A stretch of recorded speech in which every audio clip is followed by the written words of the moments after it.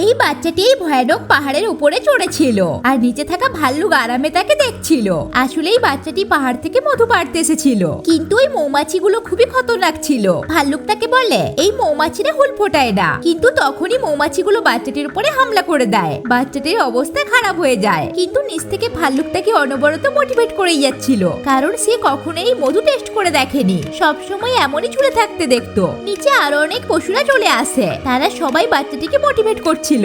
এরপর বাচ্চাটি মধু পাড়তে লাগে, আর কিছুক্ষণ পর সে একটা চাক নিচে ফেলে দেয়। মধু পড়তেই ভাল্লুক ওর উপরে মগ্ন হয়ে যায়, এমনকি সে শুকরকেও চাটতে শুরু করে। এক ফোঁটা মধু সে নষ্ট করতে চায় না। এরপর বাচ্চাটি নিচে এসে ভাল্লুকের উপরে চিল্লাতে লাগে, আর সে কোনোদিনই মধু পারবে না বলে দেয়। এটা শুনে ভাল্লুক তাকে ইমোশনালি ব্ল্যাকমেল করতে লাগে, আর বলে কিছুদিনের মধ্যেই শীত চলে আসবে, আর যদি সে মধু সংগ্রহ করে না রাখতে পারে তাহলে শীতে সে না খেয়ে মারা যাবে। ভাল্লুকের মিষ্টি কথায় বাচ্চাটির মন গলে যায়, আর সে মধু পাড়তে আবারও রাজি হয়ে যায়। তাই তারা পরের দিন সবাই মিলে জোগাড় বানাতে লাগে। তো বন্ধুরা, নেক্সট পার্টের জন্য লাইক করুন।